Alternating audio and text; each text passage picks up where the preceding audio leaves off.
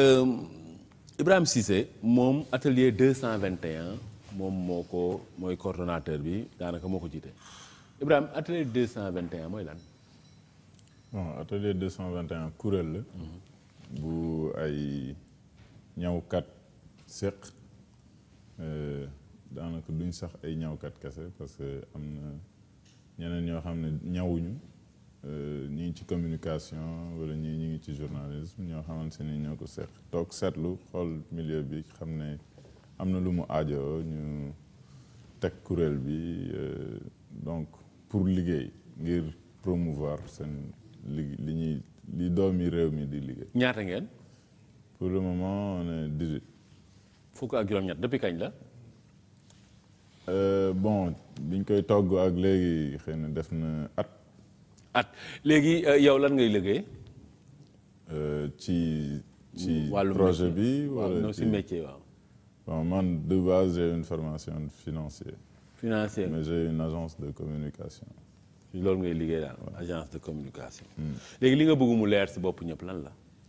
alors li ma bëgg mu leer ci bopp ñëpp mooy nekk atelier 221 dañ ko fi andi pour mu promouvoir la mode made in Sénégal maanaam li ñawkat yi di liggéey di ko ñawal doomi réew mi xam ne jarul ñuy dem feneen pour jënd yére wala dàll wala sac parce que qualité bi am na fi ñi koy liggéey am nañ xam-xam bi yàlla dimbali na leen bu ñu génnee feneen dañ leen di tàccu bu ñu ñëwee andi seen ay li ñuy produire ci dëkk bi c'est très difficile pour que population yi jënd ko bon bëri na nag luy tax mais loolu noonu yëpp xëy na le client final dafa dul am toute l'information dans la création dans le processus de création moo tax muy jàpp ne dafa cher.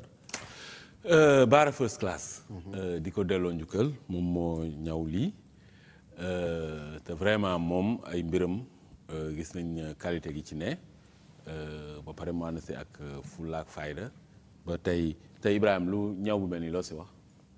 mais c'est très joli.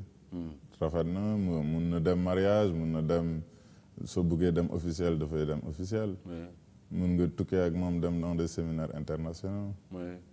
et c'est loolu la quoi bon après du ay comme niñ koy waxee c'est pas que dañu war a ñëw ay tradi moderne wala made in Sénégal marque la ñuy wax comme ni ñuy waxee made in Suisse wala made in feneen c'est des marques en fait yu nga xamante ni ñoo nekk ci dëkk bi di liggéey di exercice ci dëkk bi et il faut aller vers ça ñu comprendre ne que faaw ñu dooleel ñi nga xamante ni sanc nañ am parce que après une marque derrière c'est une entreprise ñu jàpp ne ñooñu la ñu war a dooleel ba mu mën a def suba ñu mën a am un label made in Sénégal bu tax ñuy wax. bon lenn moom dafa wóor man loolu dama ko yàgg wax nit ñi moom ñoo xam lan la ñuy lijjanti. mais su fekkee yow li nga moom doo ko jëfandikoo doo mën a dem. absolument. yaa xam nag Khadija. oui mais parfois d'abord dañ koy féliciter ci atelier 221 bi parce que ñoo ngi koy suivre et je pense que c'est une très bonne idée c'est une très bonne initiative et lu ñu war a pérenniser la dans le long terme maintenant xaw na ko brosser léegi nii mooy population yi parfois ils ont du mal à s'accaparer de ce que nous faisons peut-être bu ñu jëlee exemple atelier 221 ñu bëri la ñuy wax moom mooy que accès bi maanaam njëg li c'est hors de leur portée. dafa cher c'est hors de leur portée hors de leur bourse loolu ban tontu nga ci am beneen bi moom mooy également peut-être c'est pas le cas des gens qui font partie de l'atelier 221 mais de plus en plus dañuy dégg ñu ne au Sénégal suñu artisans yi bien que ay nañ mais dañuy am problème finition loolu tam bëggoon naa nga indi ci leeral parce que boo jëndee benn produit par exemple nga jënd dàll buggoo foo sol daal bi ñu xam ne daal bii nga jënd ça parce que ça pue en général am nay daal yu bëri da nga koy jënd sol ko mais xet bi da ciy des. donc parce que traité wuñu cuir bi ni mu waree. question de finition yooyu yan réponse ngeen ci apporter est-ce que made in atelier 221 dina indi ay solutions par rapport ak problème yi nga xam ne artisans yi peut-être ñenn ñi amul disons chance bi ñu bokk atelier 221 am pour peut-être se faire voir. loolu am solo gis nga Khadija li nga wax ni benn bés dama dem France may nekk nii ci autoroute bi rek gis ñu bind fenn école européenne de finition. ma ne xam nga tubaab bi li moo tax ñu raw école européenne de finition mu ñun fii yooyu ñun jànguñu ko fi. finition waaw nga dëgg de parce que mais finition mooy lépp. mooy lépp nee nañ tabaxkat bi sax soo gisee ñu ne bâtiment bi rafet na yenn saa yi finition bi lépp ci la. te am na ñoo xamante le diable est dans les détails. dans les détails waaw. professeur man damaa gëm nit gëm-gëm maanaam nit ku am gëm-gëm. gis nga pas-pas made in Sénégal bi ñuy wax dafa nekk loo xamante ne buñ ko xaar ci nguur gi. man su ma doon yëngu ci wàllum entrepreneuriat du ma xaar nguur gi dara parce que tey am nañ ay xarala yoo xamante ne tey mën nga jaay sa produit sans pour autant sax nga génn sa biir nekk. xëy na ñu ngi ci réseaux sociaux yi ñu ngi ci kii xam naa ni Khadija certainement foofu la leen gisee. donc man problème bi ma am mooy comme ni nga ko waxee accessibilité mooy prix bi. est-ce que ñoom li ñuy defar c'est à la portée de tous les Sénégalais. parce que nee nañ yëre olof généralement 25000 jëm kaw la. jar na carrément waaw yow sa yére bi tey. waaw non ëpp na 25. non bu dee lu baax quand même lu baax dafay am prix ah. waaw mais bokkul xam nga tu sais le commun des Sénégalais xam nga ñun ay jeunes lañ mais xëy na yàlla wërsëgalee na ko ñuy liggéey mais am na ñoo xamante ne xëy na seen loxo. Ibrahima marchandise bu nekk nag dafa am ciblement. waaw mais professeur côté man su may wax côté prix bi ak portée bi. prix bi mooy 30 000 pour un jeune su fekkee ab bon. Tabaski Korité xëy na la koy mën a ñawlu quoi mais du ko mën a ñawlu tous les vendredis comme téléphone 100 000 francs. non professeur téléphone bokkul nag de téléphone ak yére bon c'est mais ñoom dañuy sol ay dàllu basket yu jar ay 100 000 francs. c'est vrai. waaw ku nekk ak bourse xam nga man daalu basket bu jar 100 000 francs solo gu ma ko pour dire vrai aussi donc y a des choses yoo xamante ne ku nekk ak. mais tu es d'accord aussi Ibrahima que marchandise bu nekk dafa am cible. waaw dafa am cible mais su ñu nee made in Sénégal. pour sénégalais la je pense d'abord. waaw parce que nee nañ balaa ngaa. mais sénégalais mais d'accord dafa am catégorie. waaw am na ay catégories mais sa yére bii moom du. mais la majorité des sénégalais man quand je parle de la du ma wax pour joxe exemple ci man professeur. donc made in Sénégal problème bi mooy problème prix effectivement. soo demee ci yenn dëkk yi da ngay gis ay dàll yu dëgër mais comme ni nga ko waxee finition bi. ak design bi day poser problème donc xëy na ñoom war nañ ci gën a mën a ñoŋal seen xam-xam côté boobu noonu mais prix bi moom war ngeen ko xoolal beneen aspect bi ma bëggoon terminer professeur mooy ci wàllum ñaw généralement tailleur yi dama gis ni surtout tailleur yi dañoo xaw a yàkkamti da ngay gis kenn koo xamante ne et loolu pratiquement c'est dans tous les métiers léegi da ngay gis koo xamante ne apprenti la woon démb gannaaw suba mu ubbi atelier am donc jot na au moins tailleur yi am benn genre effectivement am na ay école ak yi ni mel mais ñu gën a mën a yokk seen xam-xam ci wàllum ñaw gën a ubbeeku ouverture d'esprit parce que la ñuy ñëw ca France la ñuy ñëw ca États-Unis wóor na ma ne war nañ ko mën a reproduire jox ko benn cachet Sénégal mais Ibrahima pour dëggal la ndeysaan grand Ibrahima Camara grand Camou fii ci Waagu Ñaay moom daf ma doon jooytloo ne ma léegi xale yi dañuy gis dañuy yàkkamti du métier bi du mokk ñu gaaw bëgg am seen atelier pour tàmbalee broder ak kii alors que dagg bu baax sax ak dégg ourlet bu baax sax problème la Khadija peut-être pour terminer est-ce que atelier 21 c'est ouvert à tout le monde maanaam artisan ñëpp peut-être comme on dit atelier 221 est-ce que artisan yi nekk Sénégal yëpp bu ñu xëyee benn jour rek ne bëgg nañu rejoindre kuréel bi est-ce que c'est ouvert à tout le monde wala dafa am ay critères de sélection alors boobu mooy première question bi bon boobu moom damay tontu favorablement. c'est ouvert à tout le monde. ku bëgg bokk fan lay ñëw. ku bëgg bokk dañuy bind mail atelier sn221 gmail.com wala nga woote ci sunu ay numéro de téléphone. ban numéro. 77 419 05 18. léegi beneen bi Khadija wax ak Ibrahima tamit ñëw si moom mooy yéen da ngeen cher dëgg la. bon Sénégal. li nekk luxe feneen moom la ñu considérer fii comme le bas de gamme parce que vous savez le sur-mesure c'est du luxe du ay yëfu waya ku amul xaalis feneen doo def sur-mesure te fii seen yëre yi yëpp c'est du sur-mesure da ngeen dem taxaw ñu natt ainsi de suite bokkul ak fast fashion li ñuy wax fast fashion mooy maanaam lu ñuy fabriquer à la chaîne quoi industriel loolu soo xoolee le coût de production. mooy gën a gàtt. lu ñuy defaree benn chemise en 7 minutes boo ko yóbbee si tailleur bi nekk si koñ bi da koy jël 15 jours pour mu defar ko. bon Khadija dafa mel ni tey boo demoon la fourchette di reer ak nga demoon si fast food bi di jënd hamburger. c'est loolu la quoi donc temps de coût de production yi temps de production bi loolu yëpp day influer si prix bi. ñun amuñu industrie textile.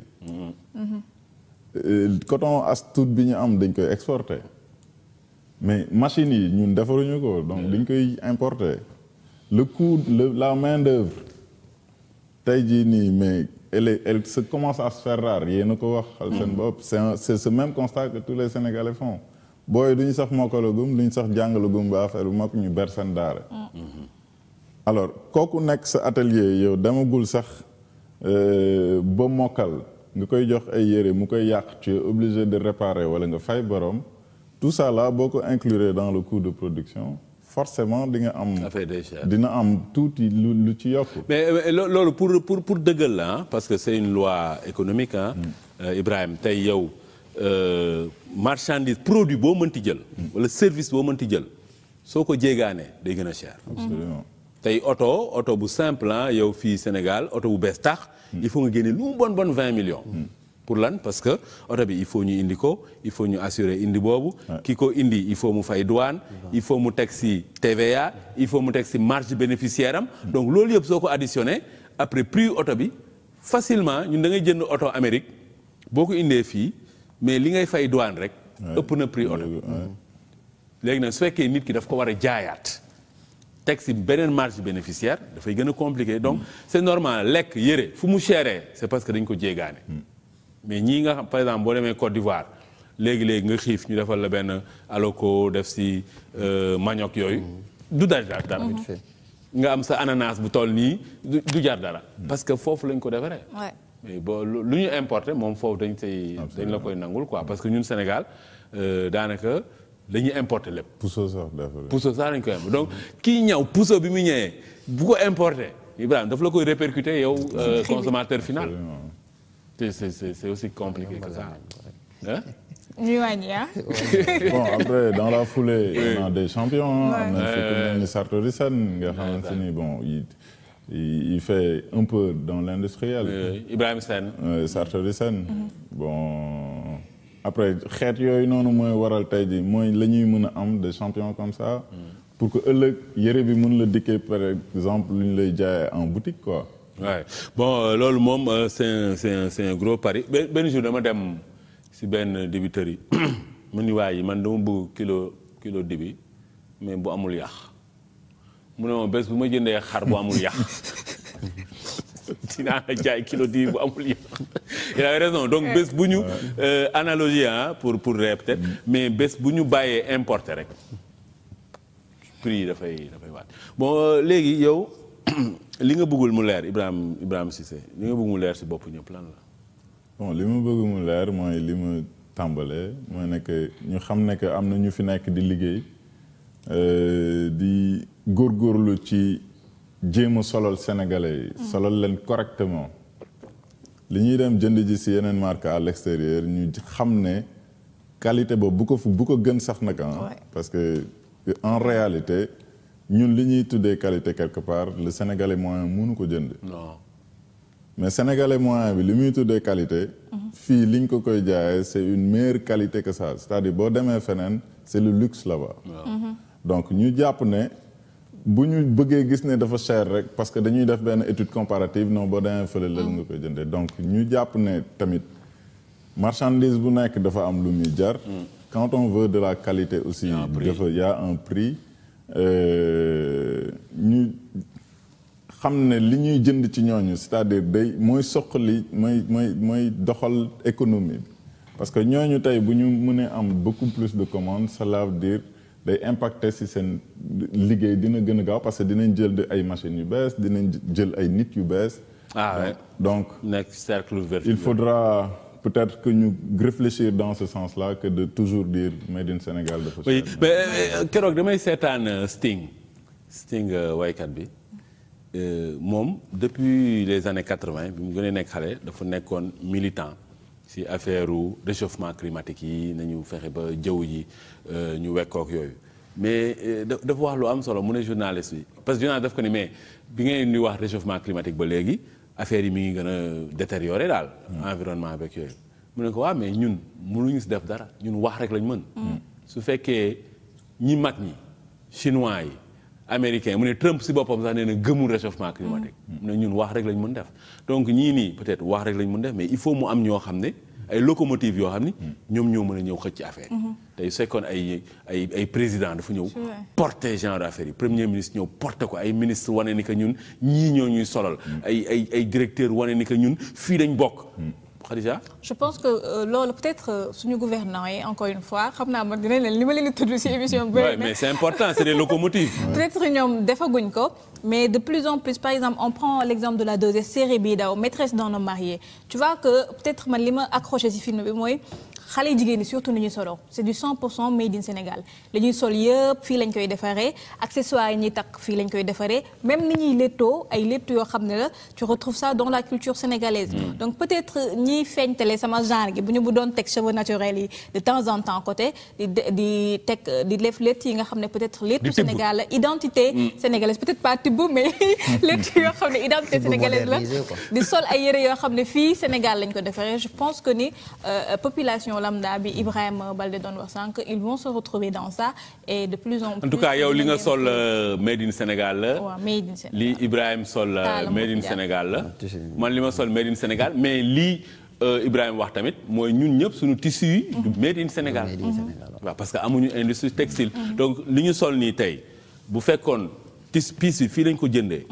puso bi koy ñaw fii lañ ko defaree.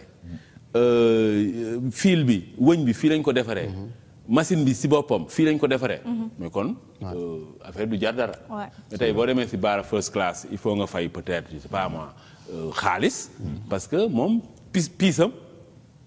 da koy jéegaane. aywa Ibrahima ban message ngay jeexale. alors di wax rek nag ñu ngi tey lañ tàmbale événement bi donc exposants yi exposé nañ 17 lañ. et alhamdulilah am na si ñoo xam ne valise vide la ñu yóbbaale. macha allah fan la kii bi. teeru bi donc suba dañuy continuer demain à partir de 9h jusqu'à 21h. Ouais, mais teeru bi pas très accessible non. Si. mais bon oui bu ñu xoolee côté tourisme pour vendre un peu peut-être que ça va. bon ñu ko mën a jënd peut-être ñooy dem foofu quoi. bon après le cadre. aussi quand on s'inscrit dans la qualité il faut aller dans la qualité quoi sinon nga bàyyi quoi. tey mun leen dem par exemple si fële. non du ñu woote mairie bu Guédiawaye. du ñu woote mais non sax c'est le cadre sax moom quoi mais du ñu woote made in Sénégal de qualité. après bëgg a yóbbu nit ñi fële si Koulikoro où il y a. benn non mais bon je veux dire tey jii nii par exemple. mais cadre bi lay jaay aussi. oui je suis d'accord. mais je suis d'accord. le tey par exemple américain bi bu lay jaay benn produit non il met tout le nécessaire dans la communication dans le visuel dans tout. yow mu leer sa bopp nekk lii nii ça a un prix donc bon teeru bi quoi. après demain inchallah fa la ñuy nekk ba 19h ba 21h 17h 18h30 am na benn atelier musóor bu. sunu benn natango bu nekk Bruxelles dafa ñëw Sénégal pour ça les mousseurs de Awa donc dina fa animer benn atelier et en passant ñuy remercier ñëpp ñi fa ñëwoon tey jii nii ak ñi bëgg ñëw suba ñu xam ne que kenn du fay da ngay ñëw dugg xool kenn waxul kenn jënd mais nga ñëw xool au moins ce que les gens font. prix moyen yére bon alors sérieusement prêt-à-porter créateur la mais à 35 000 25 000 tu peux avoir. tey su ma ñëwee 25 000 mun naa fa am loo xam ni mun naa ko sol si télé bi. non loolu moom. sans amul. kii quoi naataange. loolu c'est bon prix. côté qualité boobu vraiment ils ont ça. ah mais loolu c'est bon prix pour 25 000 CFA. nga mun sol normalement Ibrahima. oui. pour le Sénégalais moyen. oui non mais attends aussi xam nga Sénégal dafa bëgg jaaytaar la quoi qu'on puisse dire bëgg na sol loo xam ne bu génnee du gis 35 000 personnes sol ko. donc loolu aussi da ciy jouer donc man je pense que ni. peut-être dañ leen di sànni xeer naan c'est assez cher mais boo xoolee ba ci biir boo bëggee qualité il faut nga génne prix. non ça c'est vrai parce que lu ne dafa am. njëkk su fekkee benn bés dama mës a invité ambassadeur u Chine ma ne ko excellence yéen chinois yi da ngeen di ñëw dugg ci marché jàmbur yi réewu jàmbur yi dugal fa ay produits yoo xam ne vraiment day gaaw a yàqu. mu ne ma ñun ma ne ko waaw mu ne ma déedéet du ñun de mu ne ma est-ce que temps yi topp déglu nga actualité ma ne ko waaw mu ne ma am na benn satellite boo dégg ñun ñu yóbbu ko ci weer wi ma ne ko waaw mu ne ma ñun mën nañ loolu ñun loo am c'est selon sa njëg. ñu defaral li nga mën lu leer la de chinois bu fekkee daalu 1000 francs nga bëgg léegi mu defal la jox la mais même dàll boobu mun na la defal bu jar 1 million te mais bien sûr qualité bi doon benn delloo njukkal Ibrahima Cissé vraiment sa dikk fii moom am na solo mais made in Sénégal loolu moom bu ñu siy doxul moom dem moom du mën a ne parce que doomu aadama moom fa mu bokk la mu am moom daf ko war a kañ ñoŋal ko daf ko war a valoriser su fekkee valoriser woo li nga yor muy li ngay lekk ak li ngay sol yow doo mën a dem fenn parce que ñaar yooyu doomu aadama lekk ak sol moom dafa nekk ci xolu dundam donc yooyu il faut yow nga peeg ko moom ko lu ko may rek yow sa dem dafay yéex lool